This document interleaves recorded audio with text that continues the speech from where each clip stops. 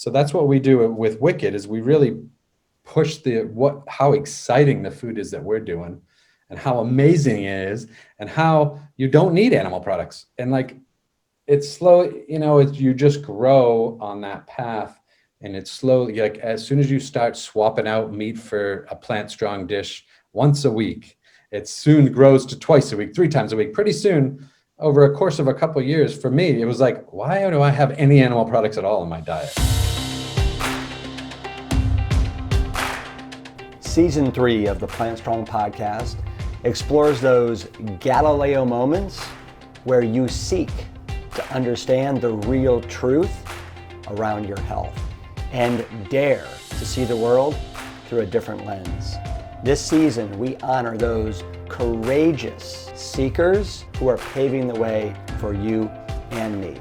So grab your telescope, point it towards your future, and let's get plant strong together.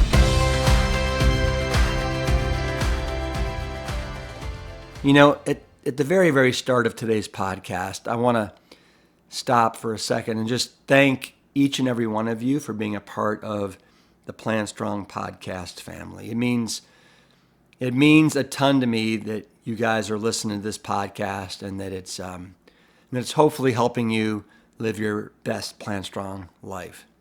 I want you to know that we read all of your emails, feedback, and requests for people to have on the show. We know you love our Plant Strong healthcare heroes, and I also know that you are inspired by the stories of people like yourselves who have turned their health around with the power of a whole food, Plant Strong lifestyle. Another request that we hear all the time is, help me learn how to cook. I have no idea where to begin in the kitchen. So I know that it can seem overwhelming, but we got help. Help is here. It's on the way. I have longtime pal and chef Derek Sarno here today on the podcast. Derek's brother Chad was on season 1 of the podcast. And just to give you a little history, we all worked together at Whole Foods Market. We were on the healthy eating team for about 3 or 4 years together. And I can tell you, having worked with these two brothers like side by side, it is hard to match the passion of these two guys, especially in the kitchen. Their company, called Wicked Healthy Foods, it's bringing the Plant Strong heat to the world in a major way. As they like to say, it's 80% healthy, 20% wicked, and 100% sexy. It was compassion, though, that brought Derek to a completely vegan lifestyle when he suffered an unthinkable tragedy, the loss of his fiancée. That moment changed the course of his life, his career, and ultimately his purpose. He started from the bottom up, and I know that's maybe where some of you may find yourselves right now. Today, we're here to help you turn it around, become a wicked good cook, and bring out the flavor in your foods. Derek and I talk about getting organized in the kitchen, the proper mindset around cooking, kitchen tools that are a must. Little spoiler alert here. You'll definitely want a cast iron pan after today's episode. Spices, veggie prep, sauces, gravies, and it wouldn't be a conversation with Derek if we weren't talking shrooms. I'm talking mushrooms. He is the leader of the mushroom mafia in a big, big way. So get your pen and paper ready, or visit the show notes of this episode for a detailed recap. So with that, let's have some wicked good fun with chef and friend Derek Sarno. I'd love for people to just know a little bit about who is Derek, right? Because I got to know Derek, and I came to love Derek. And you're an amazing guy. You're a special human being, and you've had a very unique journey Yeah. that's gotten you to where you are today. And the extent at which you'd like to talk about it, I'd love to know. Like, let's start with this. Why did you fall in love with cooking? Like, how did that start? Yeah, with cooking. Cooking was just like, cooking to me is just a natural thing for me. When I was even in high school, I've always worked in restaurants, even like every job I've done is probably everything in a restaurant. Mind you, I'm not good in front of the house. I was fired from waitering, and like anything customer facing, I'm probably not the best because I'm pretty, I don't know, I guess opinionated or strong-willed on what I believe should be for food that we're serving.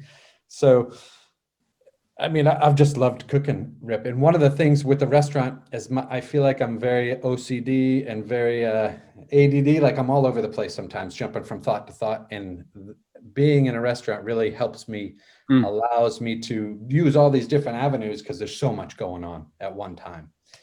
So I fit really well into that kind of scenario. But is it something that, like, did your mother or father introduce you to cooking, or? Yeah. My mom did a lot of cooking. My grandmother was really the one who we looked up to and was always cooking. Every time we went over to the house, she was always making pasta and meatballs and sauce and just the typical Italian, amazing food that my grandmother would always have. And she was a real big influence on me because we were really close by her when we were growing up, Chad and I. So I was always very lucky that she would be having me in the kitchen helping her a lot. And Chad was younger. Chad's 6 years my younger. So I was the one always helping, Nana cook all the food while Chad was a kid. And it's funny to me that both you and Chad have, made cooking and being chefs your careers. Is that, did in all honesty, did Chad like want to be like his older brother Derek? And is that why he went into the cooking biz, you think? I don't know. I can't speak from that way, but because we took such different paths. And he was, if I'm 6 years, so I was out of high school before he was even in high school. Yeah. So, and me, it was more of like it was the only thing I knew how to do. And I wasn't a very good classroom learner. I didn't I went to university for a short time, but it wasn't very good. I learned much better with like a mentor. So every chef that I would work with was more of my mentor. But as far as, Chad, he's been vegan for as long as I know. And I was not, I have not, I've been vegan for a good 5 years solid now. And then the time I knew you and we worked together, I wasn't vegan because I was the global chef of Whole Foods. So I had to work with all of this stuff. And I was also the guy doing the small amount of meat and the condiments of Hell Starts Here, so. Yeah. Well, so I was looking through your Instagram post, and you had one maybe 2 or 3 weeks ago where you said that I'm sorry I didn't have the balls to go vegan sooner. Yeah, agreed. Is that just because you just didn't have the awareness, or what do you think it was that?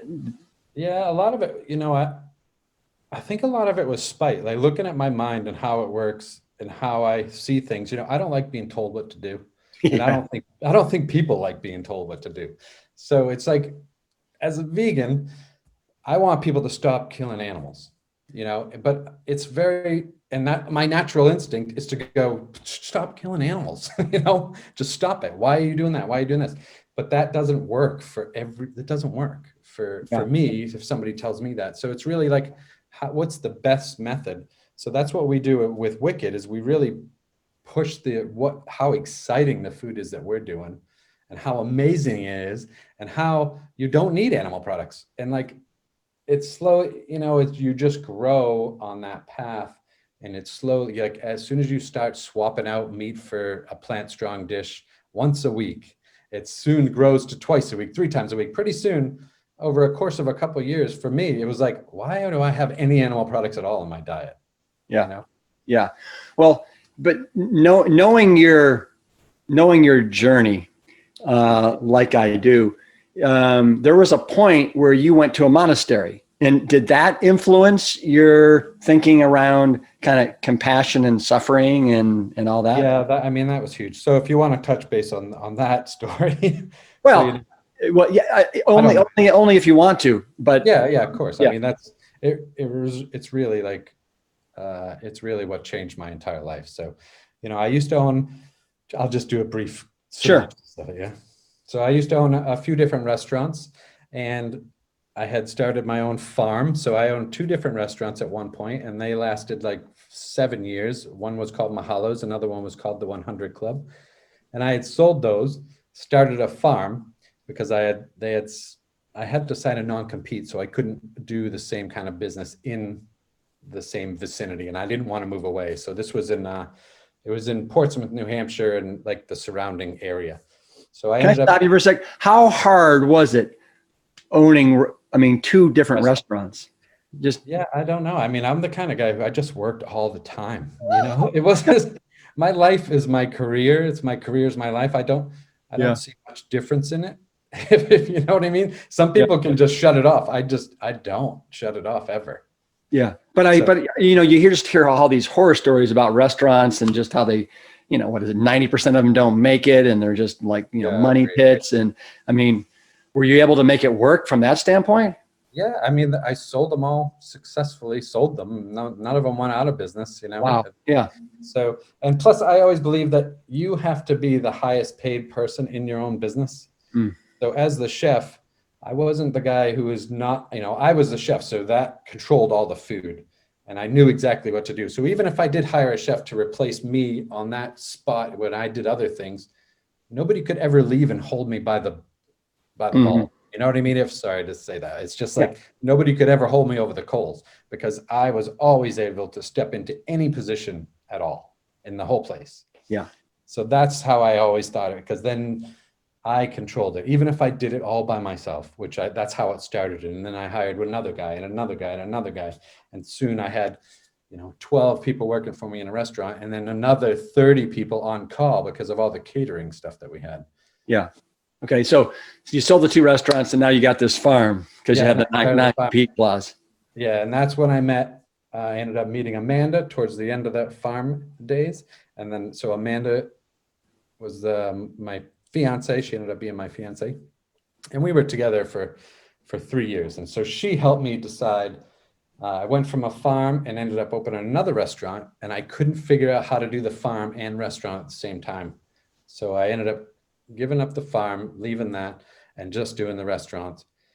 And then yeah, that was instantly successful because I just had everything from before. Just all the clientele just came right to there. We were Yeah. right next to an Air Force base, so Pease Air Force Base in New Hampshire, and that went corporate. So I had all the flights, the jets. So I was learning. It's funny because if I look at my where I am now, all Mhm. the experience built up to what I'm doing. Yeah. Right. So I Yeah. opened up a prepared food store and a deli. So we had like all sandwiches we were making. I was making meals to go. We were delivering the dinners. We had one of the first online ordering systems. So we post the menu every week and you would order it online and either come pick it up or we would deliver it to you. And this was back in the early 2000s. So it was not, yeah, it wasn't as prevalent as today. There, you can call Deliveroo or Yeah. anybody. Everybody's delivering, but back then it wasn't. So, um, and so from there, I was working, and Amanda was so amazing. She was taking care of horses, and that's what she did for work. So in the morning, she would do that, and then she would come and work for me, and just to be around me. So because I Mhm. was always working, and there's a lot more to the story. But what happened one day is she was killed in a car accident, driving like to work in the morning, and she was killed by a young boy who was driving the opposite way on a bridge, ended up hitting her head on, Mm. and she died shortly after that. To that point in my life, I was so ego driven, if that makes sense. Like I was very focused on being really successful.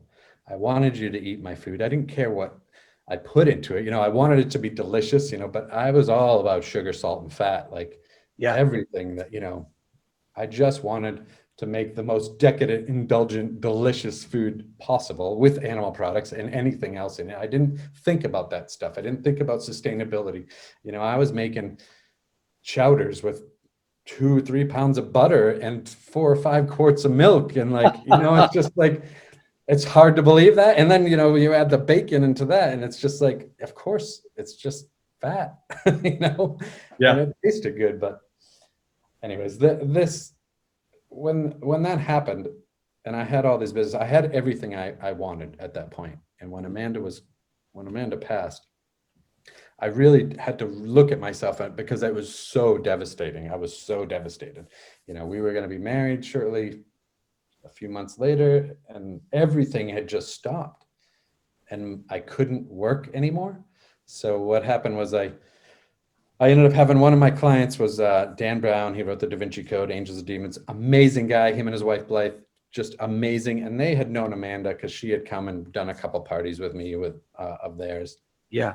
And they had given me a card and just said, "Look, Derek, we know you're in pain. Here's this address of this Tibetan Buddhist monastery in upstate New York. You should go and just take the weekend." And so this was roughly 28 to 30 days after Amanda had passed. And so What year is this? What year is this? This was 2007. Okay. And Amanda was killed on July 12th. So I always mark that one day. I'm always talking about it on that one day a year, at least now. Yeah.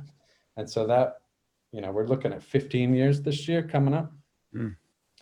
And I ended up going to the monastery, and then I just ended up coming back, talking to my son. So I have my son, Jake, who's 22, who you've met him. Yeah. He's a big kid, good kid living in LA now. And he, from a different mom, and I had to get his permission and his mom's permission. And I ended up moving to the monastery and just selling the restaurant and pretty much selling everything and just moving to the monastery for the next 3 years. Wow. That was where I started to cook, and I really started studying the Dharma and studying all about Buddha. And just, aside from all that, it's about compassion. And that's what I really started learning more and more about. And then also paired with it was a vegan vegetarian kitchen. So as I started to cook again, I was only cooking that way. And that's where I really dove into the greens, beans, and grains and how to be exciting. But mind you, I was very grief stricken. I mean, I was not in a great spot mentally. I was just very sad. I was very sad. Yeah. And to cook through that, I wrote about this whole experience, and to cook through it really helped me. But I also I started from the bottom up again. I just feel like I went to the lowest place I could possibly go. I didn't want to live back then. Rip, after Amanda died, I didn't see a reason other than my son, and I knew people loved me, but it was really difficult. So everything I always held on to was my skills. And then when I thought oh, they don't matter anymore, it changed everything. But by going to the monastery and learning everything and really sitting and meditating was, I've done almost 6 30-day silent retreats, and being silent, you really experience how loud your mind is and how your thoughts, how you think. And I really needed to understand my mind and how it works. And that really put me on the path to being a better cook, a much more meaningful chef. It went way past my selfish needs of just wanting to be the best and make money and you to like it. It went more toward, it expanded out so much more to, thinking every single thing suffers. And I suffered so much. It felt so much pain that I could not look at another animal and not know that they suffer as well. And so that really is why I'm vegan now, why that whole journey, even through Whole Foods. I talked about it through Whole Foods. That's how we met. I used to do the talks at our immersion program. At your immersions, yeah, exactly. And all of them. I mean, I catered 61 events. I counted them, 61 events in 6 years. Oh, poor you. Ranging from 30 to 1,200 people doing all the Whole Foods Market ones as well. I can't even remember what they're called, tribal gathering. Right. But having do those talks that really helped me solidify what I'm doing now. and really that, and the job, at Whole Foods, going to like slaughterhouses and chicken factories and then visiting all the suppliers and helping them create, healthier, more veg driven dishes, working with you, working with our team. Our team was amazing that we worked with there. I love our team. Like Yeah. they're Yeah. just, it's Yeah. awesome. Yeah. But it really, Margaret Wittenberg. Yep. yeah, Margaret, Joe, all the, everybody. But yeah, that's how it solidified what I'm doing now. It's all about, for me, it's not about veganism. It's not about anything else other than compassion. How can you live a compassionate life and work? Like, so with my skill set, that's all I do with it. It's all about compassion. How often are you finding yourself going back to the monastery every once in a while just to kind of level set? Yes, I would try to go back at least once or twice a year if I can. This past year, I've been locked down, so haven't been able to. But even for the silent retreats, I would try to go for at least half of them every year if I could.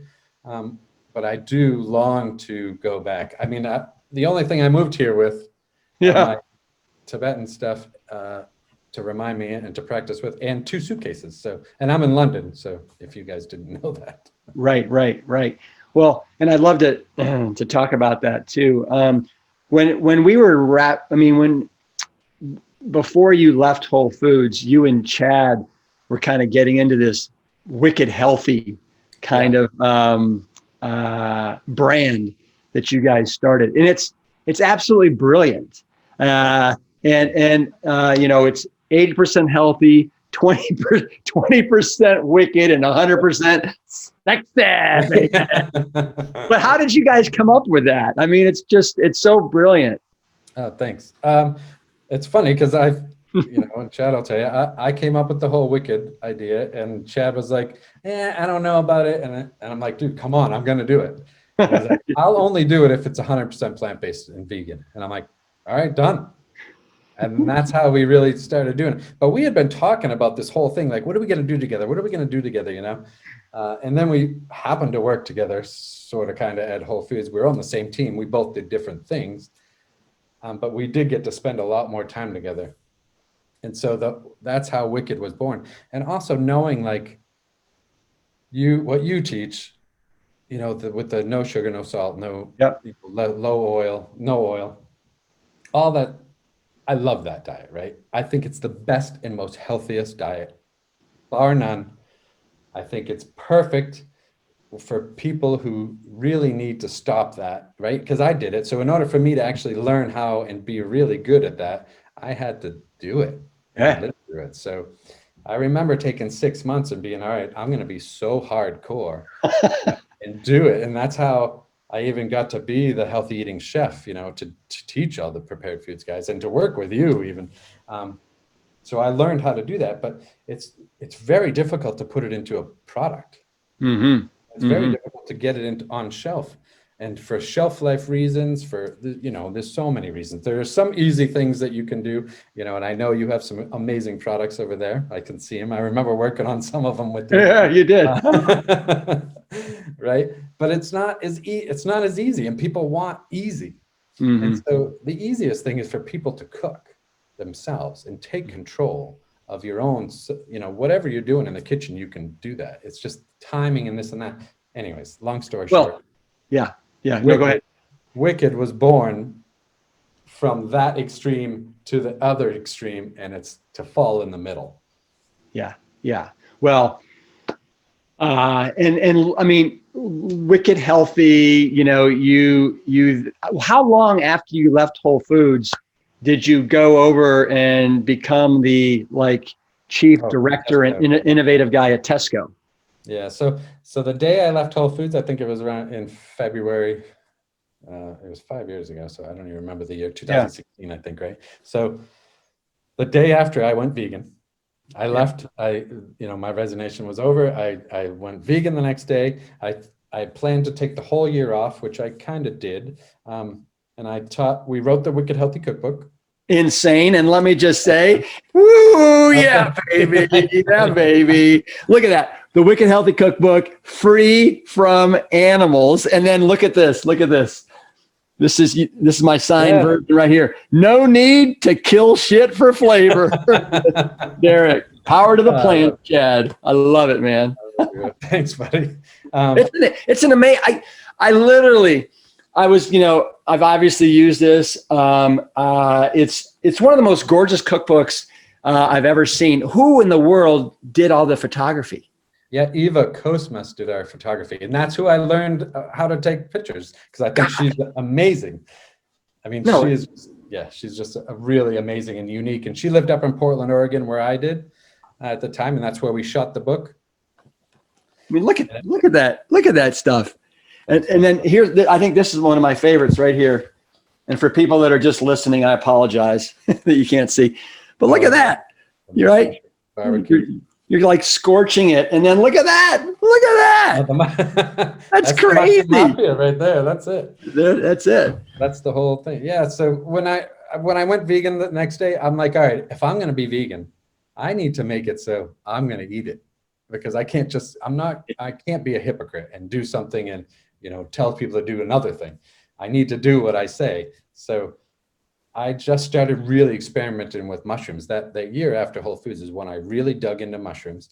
I learned how to do photography. We wrote the cookbook. I raised 2 squirrels in the house, right? Mildred and Hank, who you've probably seen on the gram back then.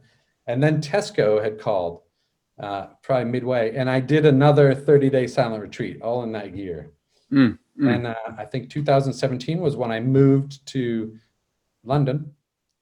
And started working with Tesco. And that was such a unique experience where, they wanted me to come and just be a developer of food and some new innovative ideas. And I just, the CEO team here, the team is amazing. I really do respect and like them a lot. So they were just like, look, what do you think you could do then? And I'm like, look, I can do everything, but with no animals. And I'll tell you right now, just from my experience, I know what's coming down the pike, because all this plant-based stuff we were working on it, right? And it was very it was under the radar as far as I was concerned, because people were like, what? Vegan is still, what? Plant-based was just a new thing. I think you made up the word. You know what I mean? Well, actually, I can't take credit. It was actually, I think it was Colin Campbell. I obviously came up with Plant Strong, and you are like Plant Strong. What did you say? Plant Strong, super strong, or Plant Strong? Plant Strong. Anyway, Plant Strong, wicked strong. Right. But anyway, I interrupted you. Go ahead. Keep going. So when Tesco called, they had me come over here to the UK and just look at what the market was. And there's no vegan items there was nothing in stores, any retailer in the UK, other than a falafel wrap that you could eat. So as a vegan, to go into a store, you had to cook for yourself. So if you're traveling, like, what are you going to do? You're just going to eat falafel the whole time, or bread, or salad? Yeah. And it's just not a way to live. So I put this proposal together and just said, look, we could hit this marker, but I want you to lead. I want to make Tesco the best vegan retailer there is. And that's what we're doing now. Now we have, it's been almost 5 years I've been here, 4 years and some change. Well, I think I read something where you and what you've done with is it Wicked Kitchen? Yeah, Wicked Kitchen in the UK. With Wicked Kitchen and your other kind of vegan offerings have like single-handedly turned the whole ship around. I mean, it's nutty. It's amazing. Thanks. It's amazing what's happening. What it's done, it's created this huge competition. Yeah. Now every retailer is doing it to compete, and I'm thrilled. Yeah. It's like, yeah, all right, cool. We were first to market, amazing, but we really push everybody else to put it on shelves, and that's just growing the movement. And it's less animals. For me, it's all about less animals being killed. Yeah. We don't need factory farming. We don't need this. I don't expect everybody to go vegan overnight. I don't expect the whole world to go vegan ever, but I do want and pray that it really does minimize the suffering. Like, that's the one thing we can go for. I'd love to say the whole world will all be amazing and we'll live with unicorns and rainbows all the time, but that's just not realistic. So I'll settle for, look, let's stop factory farming, and let's really make the switch. Let's make the switch from right now it's meat and veganism. Let's just make it switch so it's the other way around. Absolutely. We were able to successfully eradicate smoking of cigarettes here in the United States. And what that means is it doesn't mean that people aren't smoking, but it used to be over 50% of America was smoking cigarettes back in the 50s and 60s. Now it's less than 20%. Wouldn't it be awesome if we could eradicate people eating meat or animals and animal byproducts in over the next decade, right? So it's less than 20% of America is eating animal products. That would be awesome, right? Or the world. Yeah. And looking back at it now, it seems like it happened overnight. All of a sudden you were smoking in pubs, and then you weren't. Yeah, it's true. Yeah. Can you believe they used to smoke on airplanes? No, I can't. I can't. No. There's so many things that used to happen. We'll be back with Derek in just a second. But first, I want to share a couple quick updates with you. I want to read an email I received recently from one of our meal planner members. Her name is Diane, and in it she wrote, "This planner has changed everything for my family. They are simple recipes, simple choices, and simple decision-making with fruitful outcomes. The recipes are seasoned perfectly, which prevents me from being sidelined by having something taste bad. I'm a food addict. Salt, sugar, and fat have my number, and cooking has always been a challenge. It never tasted right, and so I would get frustrated and blow it. But now that I have this tool, I know that excuse has been banished forever. In just 2 days, we have used 6 of the recipes, and every one of them has been amazing. And get this, my husband asked for the first meal again for dinner tonight. You know you have a winner when that happens. So thank you for making this experience simply different from all the rest." It's because of messages like this that we built the Plant Strong Meal Planner, and it's success like this that keeps us going. Adding new recipes, updating features, helping save you time, and it's why we offer our free 14-day trial.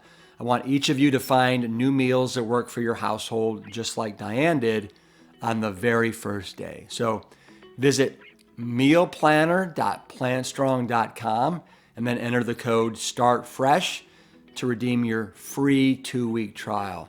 Yes, you have to enter a credit card to redeem, but you can cancel anytime during the trial period. And secondly, I want to take a moment to say thank you. I've gotten so many really beautiful messages from people who listened to the first episode of the Snackables podcast. It's our new bite-sized Plant Strong podcast. Thank you for tuning in. This new show is a fun complement to our long-form series, and my hope is that it will ignite fun adventures in your kitchens.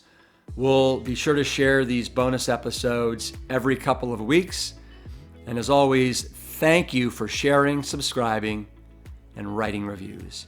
I read every single one of them. Let's get into and the thing about the name, The Wicked Healthy. How perfect is that as a brand to go into the UK, where you've got Harry Potter and Wicked is such a British term. It's brilliant. Wicked's big in New England. That's where we grew up, right? So near Boston area. But over here, it's huge too, which everybody says Wicked all the time. So, and then you got the little horns, don't you, coming out? I don't have it on this shirt. Yeah, it's another one. It's a really, the branding on that is just so spectacular. Thanks, man. So for our listeners, I'd love to dive into some of your ideas on what they can do to be better cooks themselves. Yeah, sure. And you more than anybody understand kind of the Plant Strong way, as far as, we don't use any added oils, we minimize the salt and stuff like that. So we're really looking for ways to bring up the flavor. Yeah.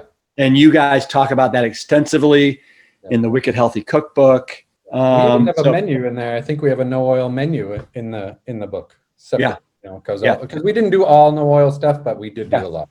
Yeah, absolutely. So I'm just trying to think where we should start. How about the mindset? Like what's the mindset that you can give people if they want to become a really good cook? if you want to become a really good cook. You know, the best thing for me is hunger. Hunger. Hunger is the best motivation. So for me, I mean, I can only speak from my experience of how I cook. And I like to walk around, which is very difficult these days because it's lockdown, but I do like to see food in front of me. So one thing I do in my kitchen is I try to have as much stuff as I can on the counters, like dried beans and grains and all that in glass jars. So, you know, even if it's in the cabinet, but I have them there because I always see them. Yeah. And then I'm more likely to cook them if I see them, right? So I'm up like once a week, I try to cook dried a bean from scratch, from dry instead of canned, because I use both. It depends. I'm very busy, so Mm-hmm. but I do try to dedicate some time to cook um, dry beans, obviously rice. Whereas there's so many convenient options. You can buy rice and microwave it now. Mm-hmm. You know, you can buy beans and from in a can or frozen, whatever. And those are all great, but I really do try, if you know how to do like your basic dry beans, soak them overnight, cook them out. You really understand the bean, if you will, or how long it takes, and Mm-hmm. realize like, wow, it takes like a good couple hours simmering on the stove to Yeah. make a bean that doesn't break apart. You know, you can boil the crap out of it and it breaks apart into a million pieces, but I like to have everything perfect. Like you open a can and it's kind of perfect. Mm-hmm. You know, Mm-hmm. you rinse off the water, and they're good, they're perfect. So how do I replicate that? And that's what I practice every week, doing different stews, different this. But to make myself a better cook and to cook more healthier, I definitely tip number one, have things where you see them and you're likely to use them. Yeah, yeah, I like that. You had an Instagram post a couple days ago where you showed your cabinet with just Yeah, exactly. yeah, and it was all the glass jars and the spices and the beans and everything. It was really visually sexy. Yeah, and it looks good. I Yeah, mean, what doesn't look good about having dried greens, beans, yeah. or greens and beans and grains? Sorry. In here under mindset, one of the things that you and Chad talk about is getting organized. Yeah, that's what I'm doing. Can you speak to that? Yeah, me. So I'm a very clean, and I would tell Chad's not as clean and organized as myself, unless he's doing demos. Have you Right. ever seen us do demos? Anyways, I'll go back to that. I like to have everything clean. So in my workstation, I grew up as a caterer mainly. I had restaurants, but I did a lot of catering, and that means going into other people's houses. And so for me, I had to be like army grade clean and organized Yeah. everywhere, because one, you don't want to look like you're unprofessional. You want to look like you have your shit together. You want to look like that. But for me, it's more of my mind. With everything organized around me, my mind is organized and I can think clearer rather than being messy. I see a lot of chefs that are just messy all over the place, and it drives me insane, to the point where if you ask anybody that worked with me before, like retail, I was always a stickler about having your folded towel next to your clean cutting board and your knife on the side to be at the ready. And that I still live that way. One of Derek's pet peeves. Yeah, it's one of my pet peeves, but it's organization, right? Yeah. And I also hand wash all of my dishes. I don't use the dishwasher. Mhm. I hand wash everything because I believe there's no one job in a kitchen that's above another. And Yeah. some people think it's a joke, but I aspire to be a dishwasher again one of these days, or just to be a prep cook and peeling carrots, because that is like gives you that one focus. You can just do it the best. Yeah. Well, it's funny you say that. I remember you, Chad, and I. We were touring some Whole Foods somewhere, and we had a little break, and we went into a knife shop, and so you could test out the knives, and they had like maybe a potato or a bell pepper or a carrot there, and this person, you went to town on this thing, and this guy was like, "Oh my! I've never seen anybody wield a knife like that."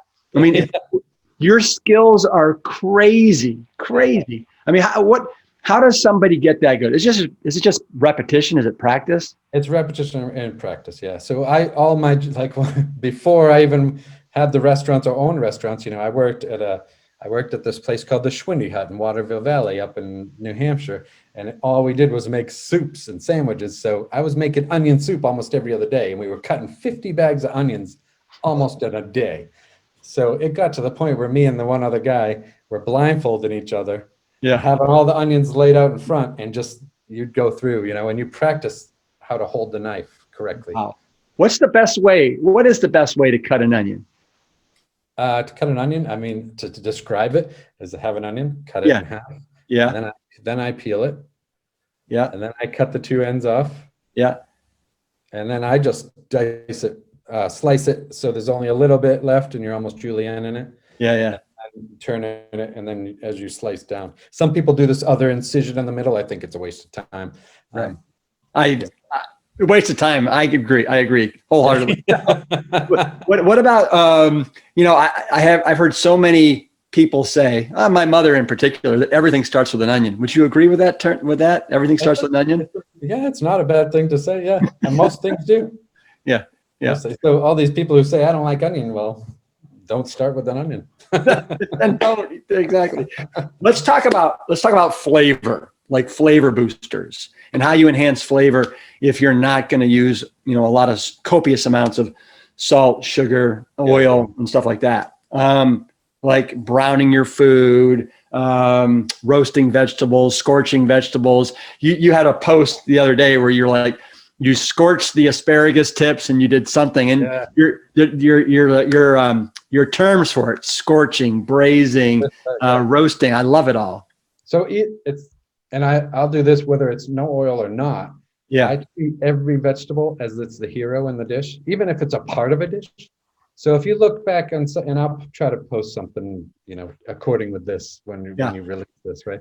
But if you look back, you'll notice all these veg boards. So I have these pans that are just nicely laid out with veggies. A lot of them on the Instagram. I post a lot of that stuff. So that's how I cook.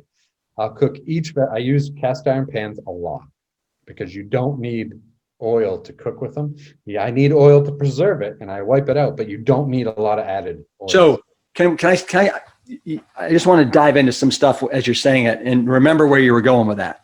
Yeah. But do you prefer cast iron pans to just about anything else? Is that something you recommend people get? And is there a brand you like? I use Lodge because it's the most well-known, but there are some really cool smaller business ones. But Lodge is really well-known, and I have the whole set here. I've had it in U.S. when I was there too. Yeah, all different sizes. Plus, it lends well to the mushroom. Ooh, we got to talk about that in a little bit. Yeah. So just going back to how I make the veg, I just will treat each one. So when I say scorch green onions or scallions, right? In America, I would just have that pan super hot, either dice onion, the green onion like an inch thick or even smaller, or leave it whole. And then I just lay it on that pan, and sometimes I'll press it if I want the even sear. So that sear is flavor to me. It's the browning of it. It's the crisping of it. It tastes delicious. It gives you that grilled outdoorsy flavor, that more adventurous.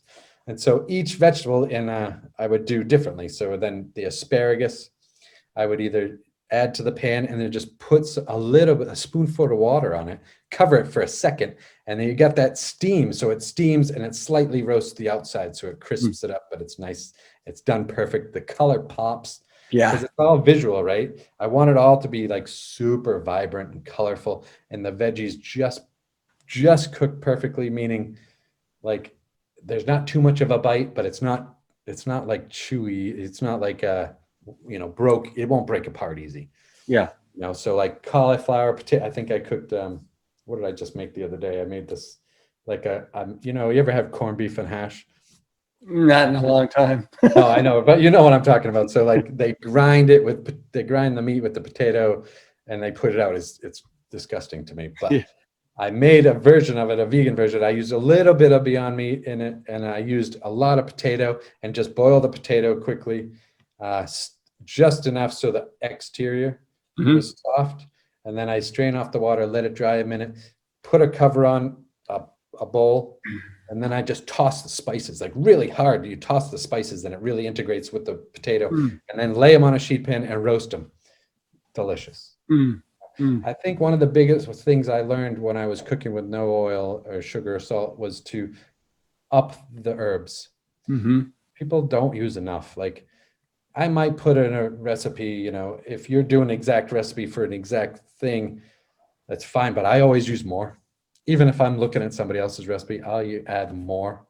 Well, so speaking of that, if I'm just getting started in this lifestyle, and I'm listening to this podcast right now, what herbs and spices do you recommend are in everybody's spice cabinet? Yeah, I have a handful that I always use. I will always use smoked paprika, onion granulars, and garlic granulated. So granulated onion and granulated garlic. It doesn't burn like powdered. And you can regulate them better. So I'm a big touchy-feely kind of person. So like I use black pepper in a bowl, if any salt I add, I'm adding it with my fingers. So I always know. I don't trust teaspoons. Stuff slips off. I don't like the tiny iodized salt either. The tiny. It's just too much. That's meant for a salt shaker. But most chefs will use the flake sea salt, if you use any salt at all, and only on the top of a dish afterwards, as finishing. I believe you can really cook a lot of really delicious food without adding salt to the cooking process, but add it at the end. Yeah. Because then you have control of it, right? Yeah. And you get the pop. You get the pop at the end because it's right on your tongue. Yeah. Exactly. So granular onion, granulated garlic. Smoked paprika. Onion, garlic. And then I made up my own seasoning with Wicked. So we have a sage. So I like sage and thyme too, but sometimes if you notice dried herbs, they're okay, but I really prefer fresh. If you can use fresh, it takes a little bit of time to pick the thyme off the leaves, but the taste is so much better than a dried one. Mm-hmm. And fresh garlic. Always. Okay. So I want you to talk about building flavor with some key techniques. I'm going to tell you the technique and then you tell me how to do it. Okay. I want our listener to know how to do this. So the first one is brown your food. What does that mean? How do I do it? Brown your food. So sear your food. So it would be high heat. So one is either I have the cast iron pan and I have that either cranked up wicked hot, high heat. Yeah. So you get that hot. So when you put a veggie down on it, it's not going to stick. The biggest mistake I see novice cooks doing is they throw all the vegetables in a pan, put the pan on the stove, and then turn the heat on. Yeah. And then everything sticks and it burns because it's heating up with the pan. Now, create that hot pan. This is where my weird mind starts to think, right? Because I think about all the density of vegetables. I was just having this conversation with a friend of mine who was watching me cook. He's like, how do you know? I'm like, you almost have to be the vegetable. It sounds stupid. It sounds crazy. Well, I read something that you said just the other day where I'm constantly pushing the boundaries. Become the vegetable. That's pushing the boundaries pretty good. It's just, if you really do think about the density and how much water is in a potato and the density of it, like, you try it raw, it's not good raw. You're going to cook that out, right? So it's like, there's several ways to do it of any vegetable. So it's like and it's just so crazy for me to say this, but be the vegetable. So if you're thinking, I like it. Asparagus takes 1 minute to cook on a hot pan with a little bit of water, like literally 1 minute. Whereas compared to a potato, might take 15 to 20 minutes. And you could do multiple methods where you could boil it, strain it, roast it. You could just do it in a pan. It just depends on what you want to do and how you want to build that flavor and what dish you're making. It's good to play and experiment with all. It's just food. Yeah. People get so upset about it, it's like, hey, it's just food. It's not, you can get it again. It's not that expensive. And I'm not putting down like if you have the means to do it, play and practice. Yeah. Everything. Cook cauliflower 5 days a week, 5 days of 1 week, and do it a different way and learn how that vegetable reacts to different methods that you do. And you'll understand how to start putting more and more better dishes together. Well, speaking of cauliflower, one of my favorite ways of doing cauliflower now is roasting it. Yeah, right? It's amazing, right? Roasting it like 425 for 25 minutes or something like that. Yeah. Do you just pop it in the oven? No, I don't. I mean, I cut it. I usually slice it. I usually will, put some a little bit of Bragg's liquid aminos, a little bit of nutritional yeast on it, and throw it in there. Yeah. So how I What do you recommend? a different way to do it, right? Even if you do a whole one or cut it like you said, poach it first in boiling water. Oh, yeah. Okay. And then pull it out, let it sit, dry a little bit. Because what I find, if you just throw it in and you put your coatings on it, and Yeah. then you just throw it, it just gets dry on Yeah. the end. Whereas I want it soft and Yeah. succulent, to Right, carve right. through. So I want that. So either poach it first, Yeah. and you don't want to overcook it. Like you're just blanching it. So I want to blanch it. Either you can start it off in cold water, or you can do it or add it to boiling water. But if you start it in cold water, as soon as it comes to a boil, shut it off, take it out, Okay. and then season it, and then pop it in the oven and roast it. It's another 5-10 minutes. I love it. Well, what's interesting is that I can't remember the last time I actually got a fresh cauliflower and did it. I now always just use frozen cauliflower. Yeah, there you go. And it's already technically probably been blanched, right? Maybe. Yeah, true. Yeah. True. But you can't do a whole one if you want to do like the mega whole head roast. That Yeah. these guys are doing. I do take a big pot of water and I'll do that exact thing, and it comes out amazing because you coat it with almond butter and your satay sauce, and Yeah. But like, to me, another vegetable I love roasting, and it totally transforms it, is Brussels sprouts. Brussels are really good. Shave them. Have you shaved Brussels? No, you come on, help me out here. Help me out. So Yeah. So I would take the stems off of Brussels sprouts and then just either grate them on a grater, or if you have a mandolin, shave them, or really practice your knife skills and thinly slice them, and then toss them so they're all broken apart. But then on a hot skillet, a little bit of lemon juice mixed with a touch of agave or something, just to give it that pop, and a little bit of pepper and a little bit of, a granulated onion and garlic, a touch of salt afterwards, and you're good to go. Woo, I like it. Any other vegetable that you want to give us a little tip on? We got cauliflower, we got Brussels sprouts. What else? Mushrooms, green beans. Ooh. Green beans, I love them because they, nowadays I can buy them in these perfect packages with the tops clipped, so I don't have to snip every bean anymore. Yeah. Which for me, the little menial, menial, but it's just. No, it is. It's a very menial activity. It is. To pick. If I have time, amazing, I'll do it. Yeah. But I always will either toss them in spices and a little bit of orange juice or whatnot, and you can roast them like that. But I also just boil in water, drop the green beans in, blanch them, and then toss them with your spices and herbs, and then roast them. When you say roast them, we're talking about throwing them in the oven then, in the right? oven, yeah. So what temp? So I always tend to cook in America, it's 400 degrees. In the UK, it's 200 Celsius. And I'm learning these Celsius Fahrenheits, Yeah. It's so different. So I'm all about high heat, because that heat, imagine you're going in that oven and it's so hot, cooking on the outside. It's my crazy head. Become the green bean. Yeah. It cooks it on the outside and then it's still good in the middle. Whereas I like hot temperatures for shorter amount of times rather than lower temperatures for long amount of times. Yeah. Because I want that crispy not burnt, but that browning of the veg on the outside, but I still want it edible in the inside. Yeah. If you know. What about toasting nuts and seeds and spices? Yeah, that's always a good one. I believe Chad talked about that with you guys, right? So he's big on toast and spices, and then using a pestle and mortar. I mean, if you have the time, that really does help, to do the cumin seeds, fennel seeds, this or that in a pestle and mortar. Toast them first, quick pestle and mortar, toss them with some fresh veggies, pop them in the oven. Amazing. Yep. You met a lot of people are looking for a cream sauce. Yeah. Do you have any thoughts on can you give us a cream sauce that it's a go-to for like potatoes or rice or something like that? Look, my best cream sauce is using cauliflower. You can use, so here's where my head goes. If you're thinking cream sauce, all right, what color do you want it to be? White? If you want it white, I'm thinking white. I am thinking white. Yeah. Want it to look like a cheesy sauce? You can make a cream sauce out of potatoes, cauliflower, parsnips, any white vegetable. Mm. So cauliflower is really good for me. And sometimes I use potato and cauliflower, but mostly cauliflower.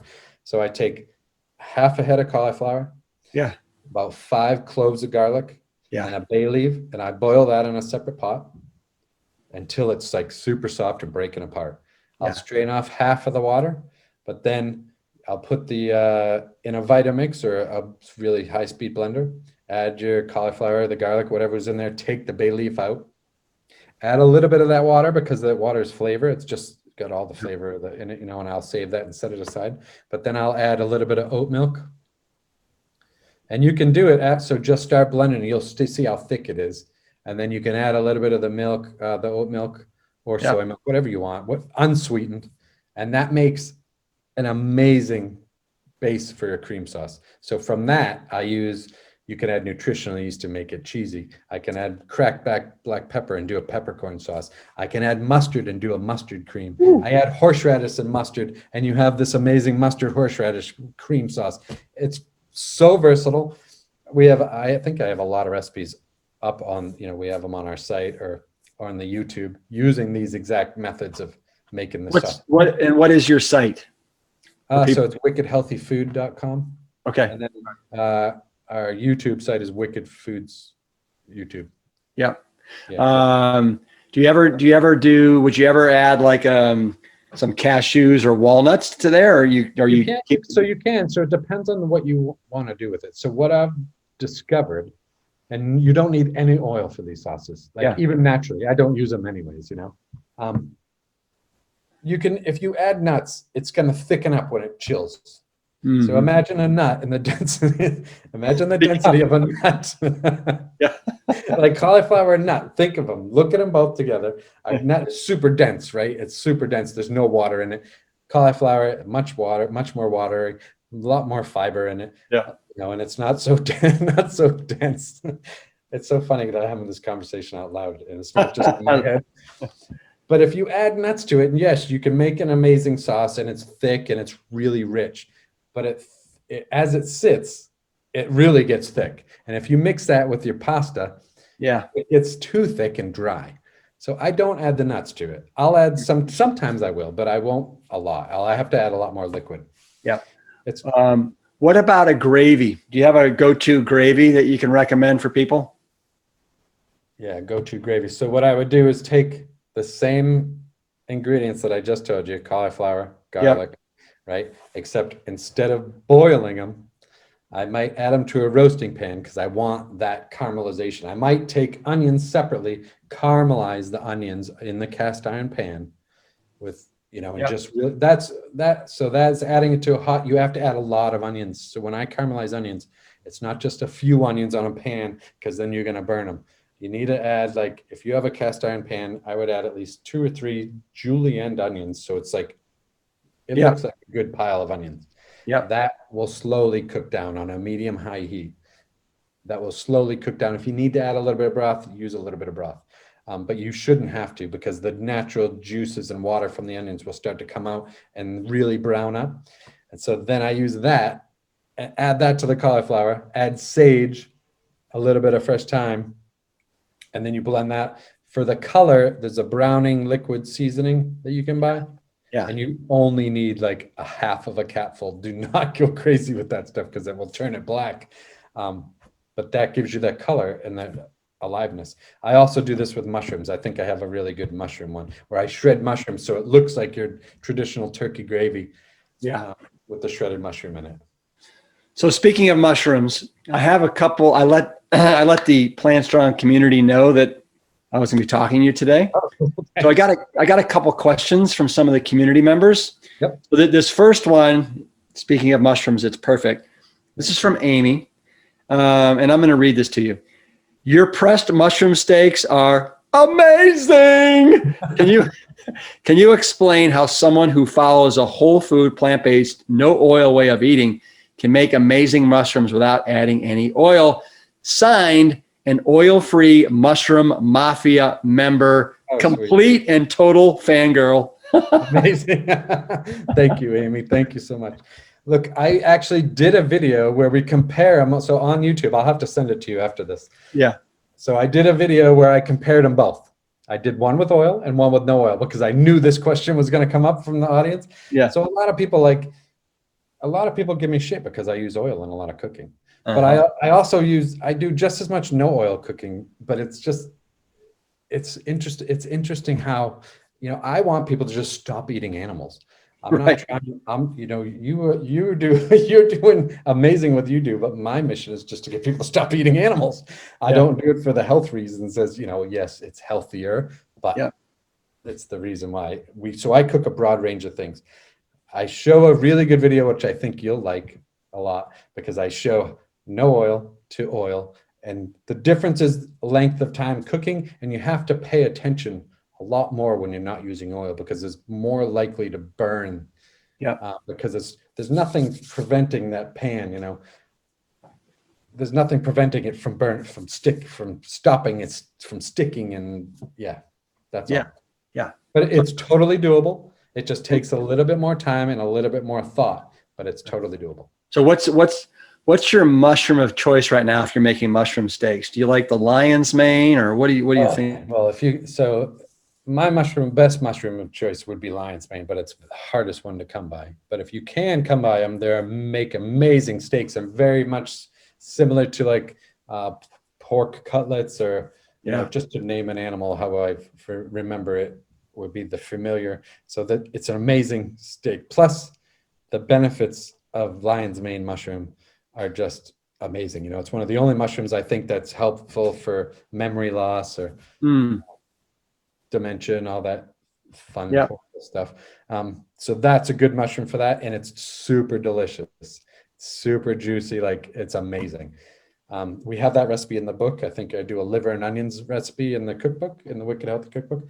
And then my second best would be the king oyster mushrooms. I do love maitakes, but I can't find maitakes here as much as I can do, the brown oyster. So it's either brown oyster or gray oyster, which are more easily found in America and here in the UK and elsewhere. What about the chanterelle? Chanterelles are great, but they're not for steaks. No. Those are single mushrooms. So if you're looking at like shiitake, chanterelles, amazing mushrooms, but they're not going to make you this show-stopping steak that you showed in the book, the picture. Right. Well, and the show-stopping steaks, mushroom steaks that you made at the Game Changers exactly. That's right. That's where I saw you last. Red carpet premiere. Yeah. I think that was 2019. You flew over just to cook for that event. That was fun. That's right. That's where I saw you last. Yeah, exactly. All right, here's another one. Okay, you ready? This is from Chef Kirk. I'm the executive chef at a kitchen that works with inmates at a healthcare facility. Amazing. We prepare about 1,200 meals per day. I am rewriting my current 4-week cyclical menu. As much as I would love to go all plant-based, I would also like to lower the chance of meeting the pointy end of a shiv. Yeah. I am going to go more on a meatless Monday scenario. I have breakfast covered. I am looking for lunch and dinner options. Suggestions, Derek, on dishes that could be ramped up. Yeah, dishes. Let me see. I mean, if I was in your position, if you have any way to make wraps or burritos or enchiladas, that I think would go over super well. If you remember my talks, Rip, when I first learned how to go plant strong and I was only eating salads, I'm like, oh, I can't live on salads. I eat them like 3 or 4 days and I got so mad.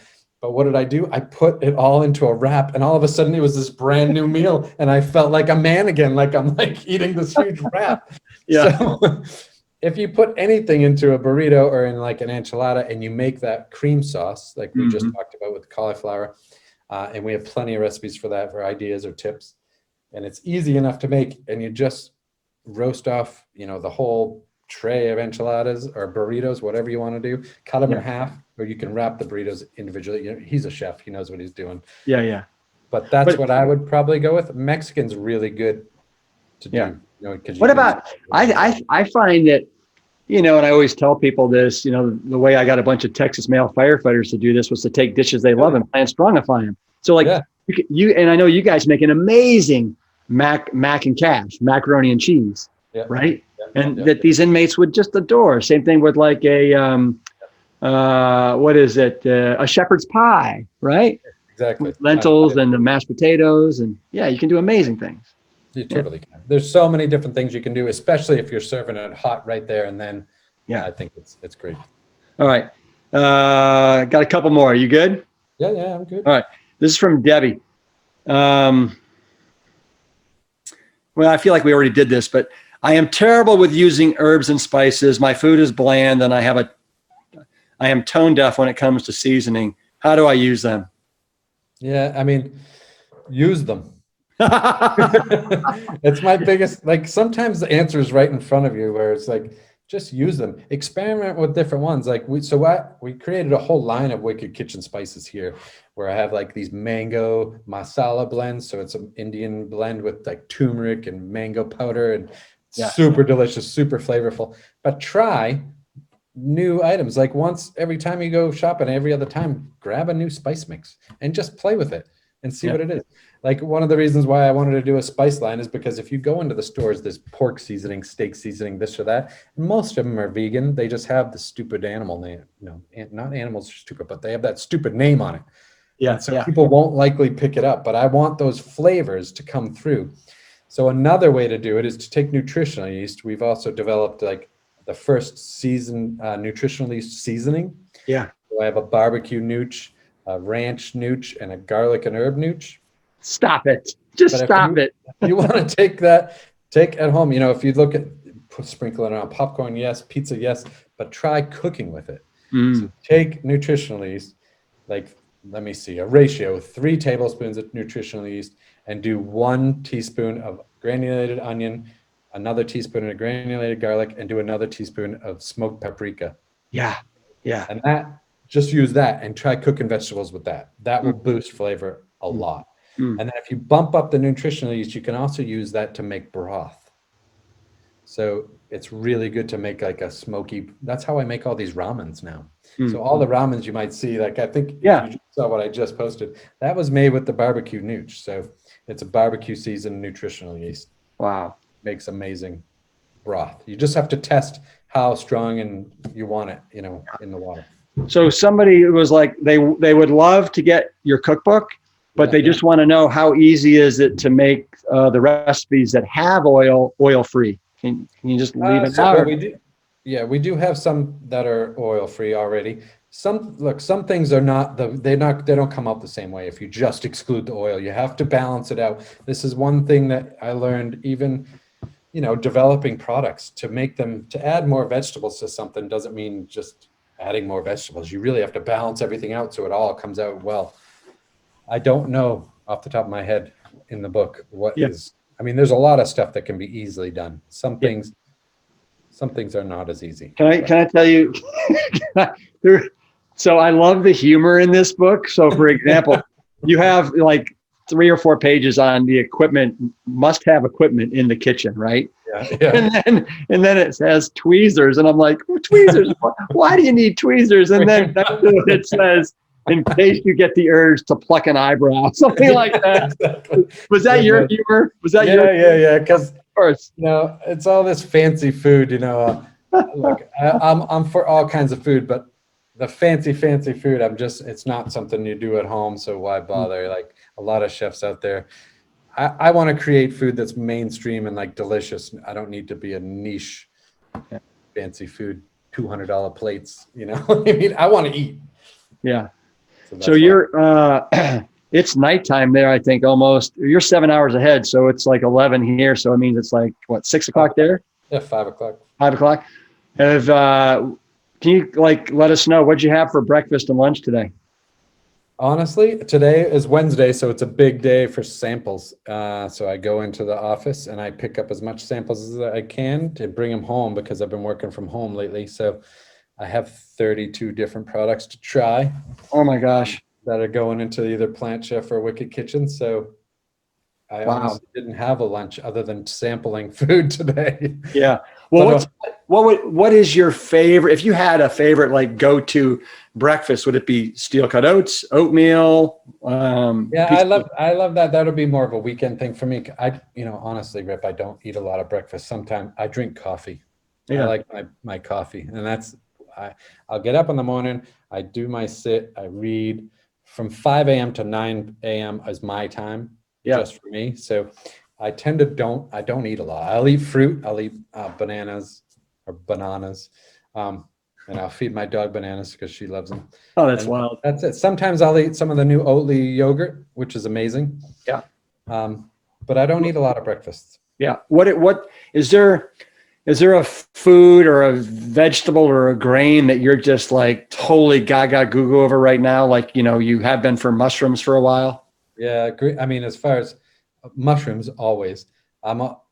Every single veg. So what you have in the US compared to what I have here is slightly different because, being by Whole Foods in the US is like so many different varieties of veg. Here, it seems like it's the same thing all the time. You get broccoli, green beans, cauliflower, peas. I use a lot of peas. I do love peas, frozen or fresh, doesn't matter. Blended or whole. I add them to practically everything. I always have frozen peas everywhere, and I'll add them to so many things, even to rice. Like when rice is almost finished cooking, I'll add a bag of frozen peas to it and finish it off stirred in. It's just a great way to add extra veg to your meal, Yeah. Who is there anybody, any chef or any person that's really inspired you or inspires you? Everybody who's cooking vegan inspires me. Lots of vegan chefs out there that are doing that, but I don't know. Yeah. Yeah. Is there somebody in your life that is your hero? My teachers would be from the monastery, and that, I don't know how to answer those questions. It's really funny because a lot of people, everything about what I do is still very much rooted in my practice and my belief, just being more compassionate. So I really, I don't talk about it a lot with other people. I'm much more food facing, but everything behind the face is what I study and the whole thing. Yeah. I mean, I wouldn't be here if I didn't go to there and learn, Yeah. Awesome. That makes sense. Hey, animals are my hero. They are. Hey, Derek, it has been just an absolute joy for me to connect with you again. And I really appreciate you sharing your part of your evening with the Plant Strong podcast listeners. This has been a real gift. Thank you. It's great seeing you. Really, I do. I miss you a lot, man. I love you, like brother. It was so fun hanging out when we worked together. Yeah. I look forward to the day we can actually hang out in person again. Oh yeah. Hey, I wish you all the best. Way to continue to, literally change the way grocery stores. Well, yeah. I mean, it's crazy. I mean, you have single-handedly, you're changing the landscape. And for the better, and it's all because of your practice and your compassion and your passion for all things plant-based. You're a trailblazer, dude. Thanks, buddy. We're coming to America. Wicked will be there soon. I know, it's going to be wild. I know. So that it'll get me over there to see you sooner. Good. Hey, will you sign off with me? Peace. Repeat after me. Peace. Engine 2. Engine 2. Keep it plant strong. Plant strong, brother. My man, Derek Sarno, is literally changing the plant-based retail landscape across the globe, proving that having compassion, 80% healthy, 20% wicked, and 100% sexy can definitely go a long, long way. Again, for more information on today's episode, visit the episode page at plantstrongpodcast.com. Next week, you'll want to be sure to tune in for our 4th of July holiday weekend with former USA Olympian track cyclist and Plant Strong powerhouse and star of the Game Changers documentary, Bosch.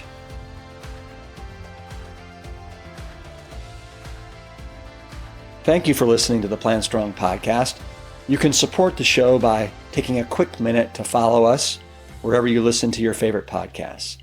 Leaving us a positive review and sharing the show with your network is another great way to help us reach as many people as possible with the exciting news about plants. Thank you in advance for your support. It means everything. Have you had your own Galileo moment that you'd like to share? What happened when you stepped into the arena and shed the beliefs that you thought to be true? I'd love to hear about it. Visit plantstrongpodcast.com to submit your story and to learn more about today's guests and sponsors. The Plant Strong podcast team includes Carrie Barrett, Lori Kordowich, Amy Mackey, Patrick Gavin, and Wade Clark. This season is dedicated to all of those courageous truth seekers who weren't afraid to look through the lens with clear vision and hold firm to a higher truth. Most notably, my parents, Dr. Caldwell B. Esselstyn Jr. and Ann Cryle Esselstyn. Thanks for listening.